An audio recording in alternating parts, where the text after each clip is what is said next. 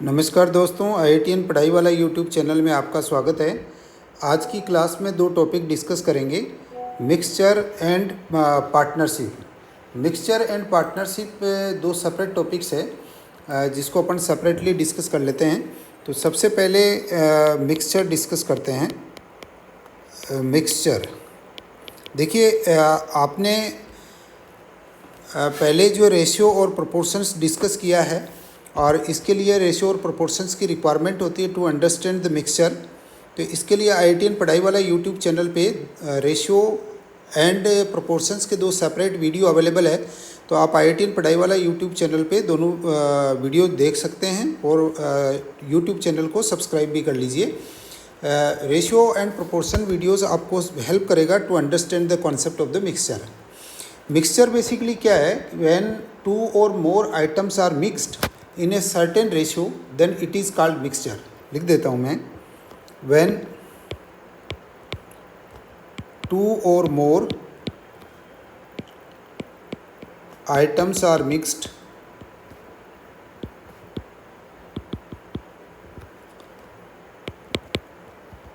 in a certain ratio then it is called mixture।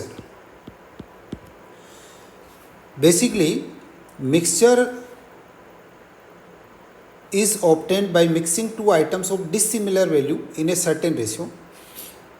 जिस तरीके से मैं, जैसे मान लीजिए आप क्या करते हैं कि कुछ एक क्वांटिटी है, उसकी प्राइस ज़्यादा है। जैसे मान लीजिए आप राइस ही मान लीजिए, एक राइस आपके पास अवेलेबल है जिसकी कॉस्ट ज़्यादा है और दूसरे राइस की जो है कॉस्ट कम है। तो आप क्या कर रहे हैं कि दोनों को मिक्स कर रहे हैं। आपके पास अलग अलग रेट की जो राइस अवेलेबल है और राइस को मिक्स करके और कुछ मीडियम रेट आप निकालना चाहते हैं। ऑब्जेक्टिव आपका क्या है कि आपका कॉस्ट इकोनॉमिक भी हो और कुछ अच्छी क्वालिटी का राइस भी सभी को मिल पाए। इस तरीके से आप एक मिक्सचर बनाते हैं। तो उस मिक्सचर जो बनाते हैं, नया जो आपको हाई कॉस्ट राइस और लो कॉस्ट राइस का कॉम्बिनेशन जो मिल के आता है वो मिक्सचर कहलाता है। सर्टेन आप क्या करते हैं, सेकंड केस में आप क्या कर सकते हैं, एक लिक्विड में दूसरा लिक्विड मिक्स कर देते हैं। तो वो जो है, जैसे मान लीजिए मिल्क के अंदर क्या होता है कि पानी मिक्स कर दो।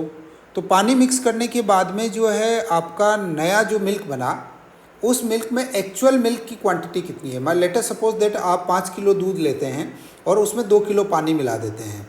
तो आपके पास एक नया मिक्सचर मिल गया और ऐसा आप बार बार करते जा रहे हैं। जैसे पहले आपने क्या किया, 5 किलो में 2 किलो दूध पानी मिलाया, 7 किलो बना लिया।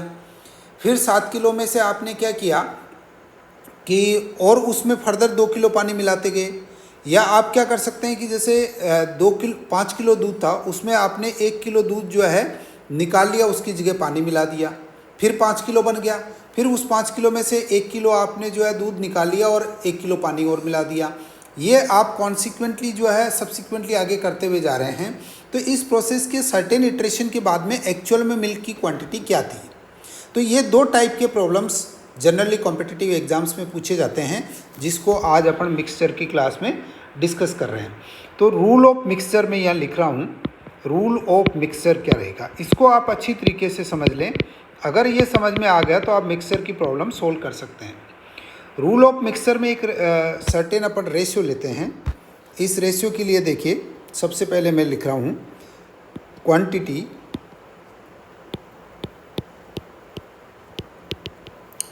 Quantity of inexpensive item upon quantity of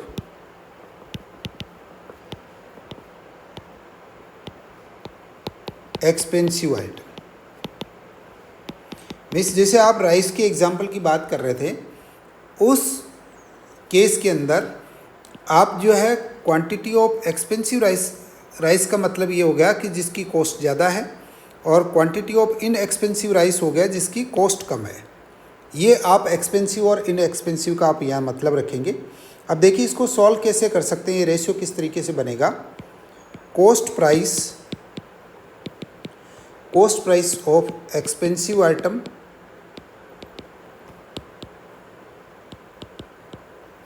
minus average price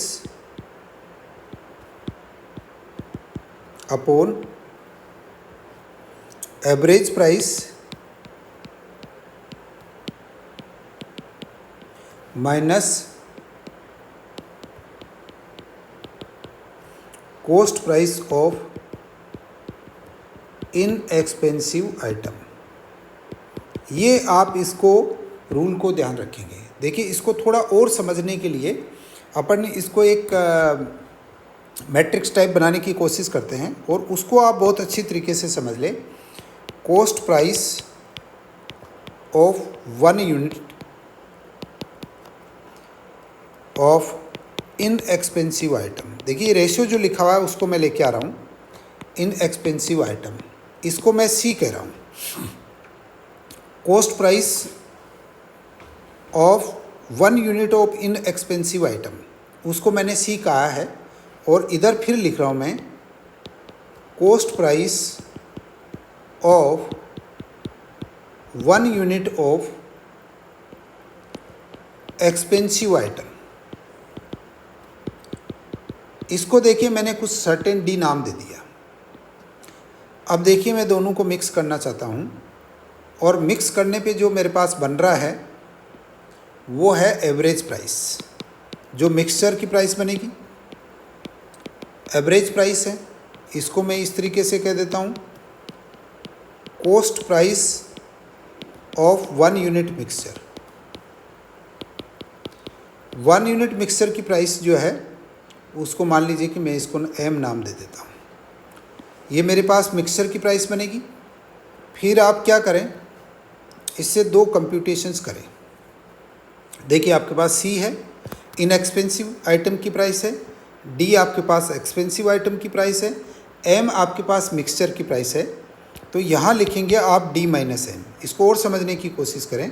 आप इधर से डी माइनस एम करेंगे, यहाँ डी है, यहाँ एम है, तो डी के ऑपोजिट डायगोनल में डी माइनस एम लिखेंगे। फिर यहाँ एम है। देखिए, आप मिक्स्ड प्राइस करेंगे। इसको दोबारा और समझे अच्छी तरीके से, कहीं कन्फ्यूजन नहीं रह जाए। आपने जैसे मान लीजिए कि 100 रुपीज़ पर केजी का राइस है, एक तो कॉस्ट है, और सेकंड कॉस्ट आपके पास 50 रुपीज़ पर केजी कॉस्ट का राइस है। तो आपके पास 100 रुपीज़ पर केजी वाले को आपने डी का और आपने 50 रुपीज़ पर केजी वाले को सी का। तो एवरेज प्राइस जो मिलेगी वो 100 से ऊपर नहीं हो सकती और 50 से नीचे नहीं हो सकती। ये सर्टेन कहीं मिड में होगी, between the 50 and 100।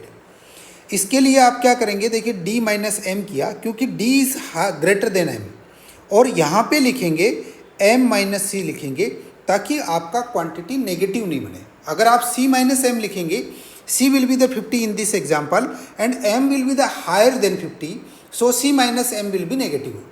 So always keep the price quantities positive. So we will keep here d minus m and here m minus c, है ना। इस तरीके से आप इसको लेंगे तो आपका जो ओरिजिनल रेशो चल रहा था, जो आप डिस्कस करते हुए आ रहे थे, quantity of inexpensive item upon quantity of expensive item is equal to D minus M upon M minus C. ये आपके पास रेशियो रहेंगे जो आपने कैलकुलेट किए हैं। देखिए, यहाँ आपके पास कॉस्ट चल रही है और जो रेशियो आप लेके आ रहे हैं वो क्वांटिटी का लेके आ रहे हैं। ये आप अच्छी तरीके से बात ध्यान रखें कि आपका जो है क्वांटिटी का रेशियो किस टर्म्स में आ रहा है, वो आपकी कॉस्ट के टर्म्स में आपने रेशियो फाइंड आउट कर लिया। अब आप रेशियो देखेंगे तो रेशियो आप क्या कर सकते हैं कि न्यूमरेटर डिनोमिनेटर में सेम क्वांटिटीज़ रहती है, तो इधर कॉस्ट है। अब प्रोपोर्शन की बात करेंगे तो this ratio is equated to this ratio, और प्रोपोर्शन के अंदर अपन क्या कर सकते हैं, डिफरेंट नेचर की क्वांटिटीज़ के रेशियो को इक्वेट कर सकते हैं। तो ये आपके पास जो है प्रोपोर्शन और रेशियो दोनों का कॉन्सेप्ट यहाँ यूटिलाइज हो रहा है। इसलिए IITN पढ़ाई वाला यूट्यूब चैनल पे अवेलेबल रेशियो और प्रोपोर्शन के वीडियोज़ आप ज़रूर देख लें। अब देखिए, मैं इसको एक एग्जांपल से थोड़ा सा और क्लियर करने की कोशिश करूँगा। देखिए, एक एग्जांपल है आपके पास ये एग्जाम्पल आपको क्या कह रहा है, इन विच रेशियो, मैं इसको अच्छी तरीके से लिख देता हूँ क्योंकि ये मिक्सचर की प्रॉब्लम्स थोड़ा समझना बहुत ज़रूरी है। In which proportion, in which ratio the ₹30 per kg rice is to be mixed with ₹60 per kg rice, that the cost of the mixture will be ₹35 पर केजी। देखिए आप इस रेशियो को देखें, यहाँ पे मैं इसको सॉल्व करने की कोशिश करता हूँ और मेरे पास क्या क्या अवेलेबल देखिए। एम कोस्ट जो है वो ₹35, मिक्सचर की कोस्ट ₹35 है, जो इस एग्जाम्पल में आपने एम लिया है, मिक्सचर की कोस्ट एम। और आपके पास एक्सपेंसिव राइस जो है वो ₹60 पर केजी का है, इसकी कोस्ट D60 है। और आपके पास इनएक्सपेंसिव राइस जो है उसकी कोस्ट सी आपको इसको मैं रुपीस के टर्म्स में थोड़ा सा और क्लेरिफाई कर दूं, ₹60 पर केजी है और ये ₹30 पर केजी है। ये आपको 3 क्वांटिटीज़ आपको मिल गई। अब आप क्या करेंगे, आपको क्वांटिटीज़ कैलकुलेट करनी है। Ratio of in which ratio these are mixed, इसका मतलब ratio of inexpensive upon ratio of expensive चाहिए आपको। तो इनएक्सपेंसिव अपॉन एक्सपेंसिव चाहिए, या तो आप क्या करेंगे, जो फार्मूला मैंने फाइंड आउट किया उसको याद कर लें, और अगर नहीं करें तो यहाँ पे लिखें 30, यहाँ पे लिखें 60, इसके सेंटर में यहाँ लिखें आप जो है 35 जो आपको रिक्वायर्ड है, यहाँ आप लिखें 60 माइनस 35 इज इक्वल टू आप 25 लिखें, यहाँ पे आप लिखें 35 माइनस 30 इज इक्वल टू 5 लिखें। ये इस तरीके से आप कर सकते हैं। अब quantity of inexpensive rice, inexpensive rice कौन सा होगा, जिसकी कॉस्ट कम है, upon quantity of expensive rice, वो कौन सा है, जिसकी कॉस्ट ज़्यादा है। तो ये इनएक्सपेंसिव ₹30 पर केजी वाला है और एक्सपेंसिव ₹60 पर केजी वाला है।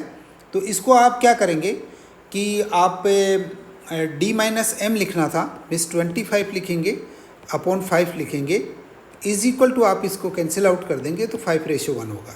मीन्स इनएक्सपेंसिव आउट 5 होगा तो आपका एक्सपेंसिव वाला राइस 1 होगा। जैसे मान लीजिए 5 केजी ये लेते हैं तो 1 केजी ये लेना है, टोटल 6 केजी आपका जो बनेगा।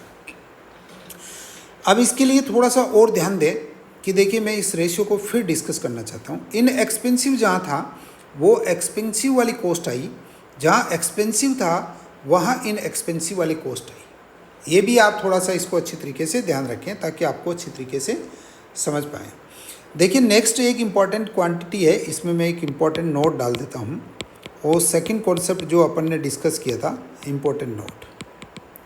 सेकंड, लिक्विड के एस्पेक्ट में आप किस तरीके से करेंगे, मैं यहाँ पे एक सिंपल सी फार्मूला डिस्कस कर रहा हूँ, उसको आप देख लें। देखिए quantity of liquid, quantity of liquid in a pot is equal to x है। अब देखिए क्वांटिटी ऑफ लिक्विड रिमूव्ड वो मैंने y ले ली, ठीक है। अब क्या हुआ है, वाटर मिक्स्ड कर दिया, वाटर मिक्स्ड कितना किया, is equal to y quantity. तो आपने x में से y कम किया, y कम किया और आपने वाटर y मिक्स कर दिया तो ओरिजिनल x बन गया। फिर x में से आप क्या कर रहे हैं, y निकाल रहे हैं और वाटर y मिला रहे हैं, फिर x बन गया। फिर x में से y निकाल रहे हैं और फिर वाटर y मिला रहे हैं, फिर x बन गया। ऐसा आप up to this process is continued, this process is continued n times. अगर आप ऐसा करते हैं then quantity of pure liquid in the mixture, ये कितनी रहेगी, ये आपकी रहेगी, इसको अच्छी तरीके से याद रख लें। x जो आपके पास ओरिजिनल क्वांटिटी थी, 1 माइनस वाई बाई एक्स जो आपने सब्ट्रैक्ट करी थी, y सब्ट्रैक्टेड क्वांटिटी है, x ओरिजिनल क्वांटिटी है, उसके लिए आप पावर देंगे n, कितने टाइम्स आपने प्रोसेस को इटरेट किया है, तो ये आपका फाइनल रिक्वायर्ड आंसर होगा। इसको अच्छी तरीके से याद रख लें। x original quantity into 1 minus y by x, y वह क्वांटिटी है जो आपने ओरिजिनल में से हटा के उसकी जगह पानी डाला है, n वह नंबर है जितने टाइम्स ये प्रोसेस आपने इटरेशन किया है। तो फाइनल जो मिक्सचर बनेगा उसमें ओरिजिनल लिक्विड की क्वांटिटी कितनी है वो ये वाली होगी जो आपके सामने लिखी हुई है। अब मैंने आपको मिल्क के केस से समझाया। मान लीजिए आप y लीटर मिल्क लेते हैं और एक टाइम उसमें से y लीटर मिल्क हटा के वाटर डाल देते हैं और ऐसा प्रोसेस आप n टाइम्स करते रहते हैं, तो जो फाइनल मिक्सचर बचा उसमें आपके मिल्क की क्वांटिटी कितनी होगी वो इस फार्मूले से कैलकुलेट करेंगे। मैं यहाँ पे एक एग्जांपल से डिस्कस करूँगा। इसके लिए एग्जांपल देखिए, आपके पास देयर वाज ये 50 लीटर वाटर है, 50 लीटर वाटर दिया हुआ है, 50 लीटर मिल्क दिया हुआ है आपको। ये मिल्क का ही एग्जाम्पल है। 50 लीटर मिल्क है, उसमें से आपने क्या किया कि 5 लीटर मिल्क जो है उसको हटाया आपने और उसकी जगह वाटर मिक्स कर दिया। दिस प्रोसेस को आपने n is equal to 2 times repeat किया। इसका मतलब x हमारे पास 50 है, y हमारे पास 5 है, n 2 है, और आप अब बता दीजिए कि जो मिक्सचर बना उस मिक्सचर के अंदर मिल्क की क्वांटिटी क्या थी। क्लियर हो गया? How much will be the quantity of pure milk in the mixture. तो आप सीधा जो है फार्मूला लगाइए, x into 1 minus y by x की पावर n, ये फार्मूला हुआ। यहाँ पे x 50 है इंटू 1 माइनस वाई आपके पास 5 है अपॉन 50 है इंटू 2 है, ये आपके पास रिक्वायर्ड हो गया। तो इज इक्वल टू 50 है इंटू 1 माइनस 1/10 है तो 0.1 हो जाएगा, इसकी पावर 2 है। और इसको फिर सॉल्व कर लीजिए आप, 50 इंटू 0.9 की पावर 2 है, तो ये मेरे हिसाब से क्या रहेगा, इज इक्वल टू 50 इंटू 0.81 हो जाएगा। और 0.81 को आप क्या करें, सीधा 50 से मल्टीप्लाई कर दीजिए तो आपको 40.5 मिलेगा। इसका मतलब ओरिजिनल आप 50 लीटर लेके चले थे और ट्वाइस ऐसा इटरेशन करने के बाद में आपके पास जो ओरिजिनल मिल्क की क्वांटिटी बची वो 40.5 लीटर तो मिल्क है और 9.5 लीटर इसमें वाटर मिक्स हो चुका है। नेक्स्ट देखिए, अपन डिस्कस करते हैं पार्टनरशिप। पार्टनरशिप का मतलब ये है कि बिजनेस एसोसिएशन है, this refers to a business association between 2 or more than 2 persons who run a business together and share the total profit at an agreed proportion. The persons who enter into a partnership are called partners. Partnership में जो persons आ रहे हैं वो 2 हो सकते हैं, मोर than 2 हो सकते हैं। अगर 1 होगा तो पार्टनरशिप हुई नहीं। तो जितने पर्सनस इसमें इन्वॉल्व हो रहे हैं वो आपका पार्टनरशिप कहलाएगी। अब देखिए, टाइप्स ऑफ पार्टनरशिप है। टाइप्स ऑफ पार्टनरशिप 2 तरीके की हो सकती है। एक एक्टिव पार्टनर हो सकता है, टाइप्स ऑफ पार्टनर्स डिस्कस करना चाह रहा हूँ मैं एक्चुअली, कि बिजनेस में टाइप्स ऑफ पार्टनर्स क्या हो सकते हैं। पार्टनर्स 2 तरीके के हो सकते हैं। एक नंबर आपका वर्किंग पार्टनर होगा। वर्किंग पार्टनर का मतलब क्या है कि वो एक्टिवली पार्टिसिपेट करता है आपके बिजनेस प्रोसेसेस में। और एक सेकंड होता है sleeping partner. Sleeping partner actually क्या करता है, केवल इन्वेस्टमेंट करता है और एक्टिवली प्रोसेस में पार्टिसिपेट नहीं करता है, वो स्लीपिंग पार्टनर कहलाता है।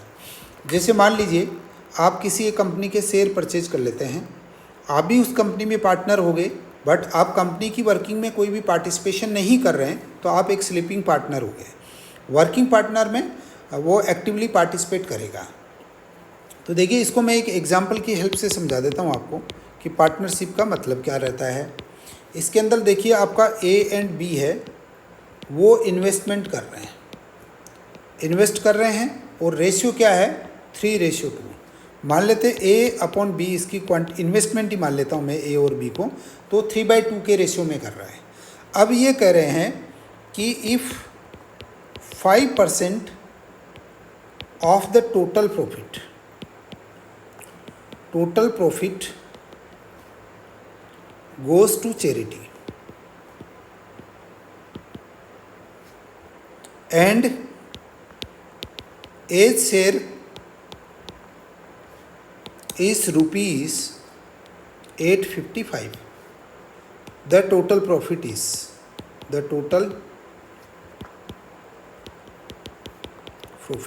फिर कुछ ऑब्जेक्टिव आपके आंसर्स दे रखे हैं, आपको सेलेक्ट करना है। इसके लिए देखिए आपको क्या करना है, मैं सॉल्यूशन लिख रहा हूँ।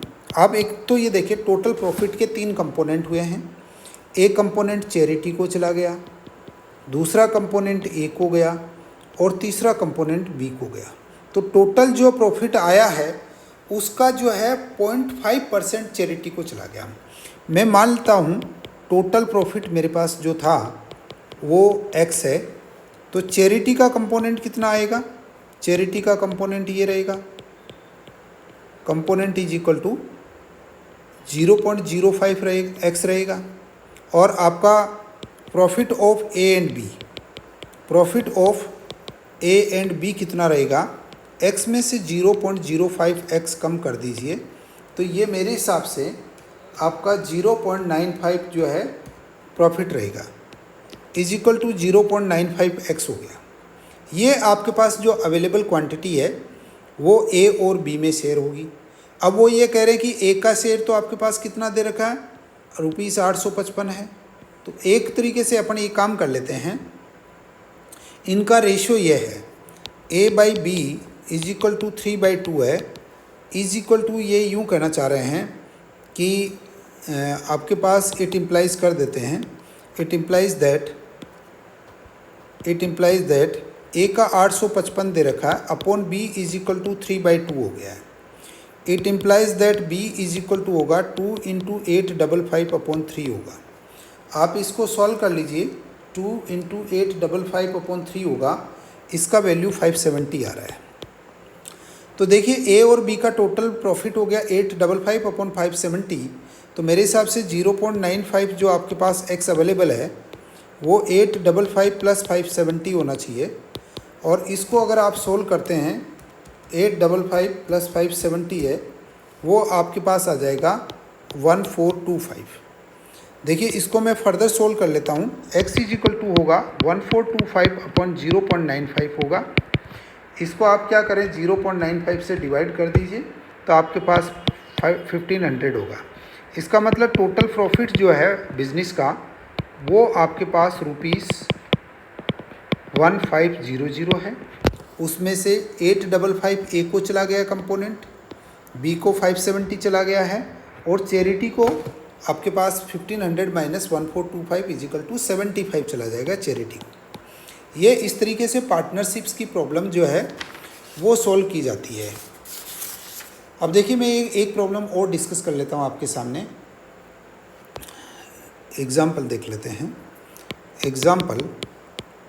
एग्जाम्पल देखिए, आपके पास A and B invest ₹10,000 each. देखिए ए ने कितना इन्वेस्ट किया, ₹10,000 किया। बी ने क्या इन्वेस्ट किया, उन्होंने भी ₹10,000 किया। लेकिन ए ने इन्वेस्ट किया 8 मंथ्स के लिए और बी ने इन्वेस्टमेंट किया 12 मंथ्स के लिए। ये इनका जो है इन्वेस्टमेंट का पीरियड रहा। Quantum is same but period is different. तो एक काम कर लेते हैं कि अगर मैं मानता हूँ कि दोनों में से एक ही बंदे ने इन्वेस्ट किया, 1 पर्सन ने इन्वेस्टमेंट किया, तो टोटल इन्वेस्टमेंट का मंथ कितना हो गया, 20 मंथ्स हो गया, राइट। अब वो ये कह रहे हैं कि इस टोटल पीरियड के अंदर प्रॉफिट जो है वो आपको मिला ₹25,000। अब मेरे हिसाब से ये हुआ, अगर मैं इसको मंथ से मल्टीप्लाई कर लेता हूँ तो देखिए 10,000 रुपीज़ पे 20 मंथ के लिए आपको प्रॉफिट मिल रहा है, वो मिल रहा है 2500। तो आपका 10,000 के रुपीज़ के लिए 1 मंथ के लिए प्रॉफिट मिलेगा 2500 अपॉन 20। 2500 अपॉन 20 अगर आप करेंगे तो आपको 2500, सॉरी 000 है ये, क्योंकि 25,000 है, डिवाइडेड बाय 20 करेंगे तो आपके पास 1250 आएगा। इसका मतलब 10,000 के अगेंस्ट में वो पर मंथ 1250 रुपये का प्रॉफिट हो रहा है।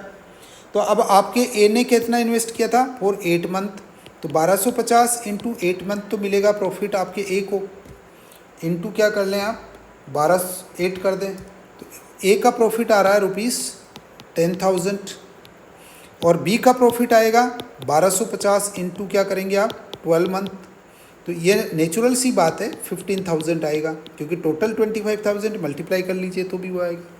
तो आपका 10,000 और 25,000 जो है रेशियो आपस में शेयर होगा। इस तरीके से एक एग्जांपल और आप डिस्कस कर लीजिए पार्टनरशिप में किस तरीके से सॉल्व करते हैं problems. The ratio of investments of 2 partners A and B. देखिए ए और बी का इन्वेस्टमेंट का रेशियो ले लेता हूँ मैं, ए बी को ही उनके इन्वेस्टमेंट से रिप्रेजेंट कर देता हूँ। And the ratio of their profits, ratio of profits वो आपको दे रखा है 7:10 दे रखा है। If A invested for 5 months, A ने 5 मंथ्स के लिए इन्वेस्टमेंट किया था, तो अब वो जानना चाह रहे हैं कि बी ने कितने मंथ्स के लिए इन्वेस्टमेंट किया। ये आपके पास प्रॉब्लम है। इस प्रॉब्लम को सॉल्व करने के लिए देखिए 2 इसमें इंपॉर्टेंट क्वांटिटीज़ है। पहली तो रेशियो है आपका इन्वेस्टमेंट्स का रेशियो है, 7/5 है। सेकंड रेशियो है प्रॉफिट्स का रेशियो है। अब देखिए अपन नेचुरल सी बात है कि पहले ने अगर इन्वेस्टमेंट 5 मंथ के लिए किया है, अपन मान लेते हैं कि x मंथ्स इन्वेस्टमेंट है फॉर बी, तो अगर आपका जो रेशियो है उसका अगर इन्वेस्टमेंट को मैं इसमें मंथ्स 7 × 5 कर दो तो आपके पास 5 × x होगा। ये मेरे हिसाब से प्रॉफिट्स के रेशियो में शेयर हो जाना चाहिए, तो 7/10 होगा। तो अब आपके पास क्या हो गया कि इससे 5 से 5 कैंसिल आउट हो गया, 7 से 7 कैंसिल आउट हो गया, तो 1/x = 1/10 रहा। तो आपके पास x = 10 मंथ्स रहा। गिवन रेशियोज़ के लिए अगर आपका ए 5 मंथ्स के लिए इन्वेस्ट कर रहा है तो बी 10 मंथ्स के लिए इन्वेस्टमेंट करेगा। तो इस तरीके से आज की क्लास में हमने मिक्सचर और जो है पार्टनरशिप डिस्कस किया है, और हम नेक्स्ट वीडियोस कंटिन्यूसली IITN पढ़ाई वाला यूट्यूब चैनल पे जो अपलोड कर रहे हैं, इसलिए आप IITN पढ़ाई वाला यूट्यूब चैनल को सब्सक्राइब कर लीजिए और कंटिन्यूसली विजिट करते रहिए, ताकि आपको latest updates related to the new notifications भी मिल सके और नए वीडियोज़ भी आपको मिल सके। Thank you so much.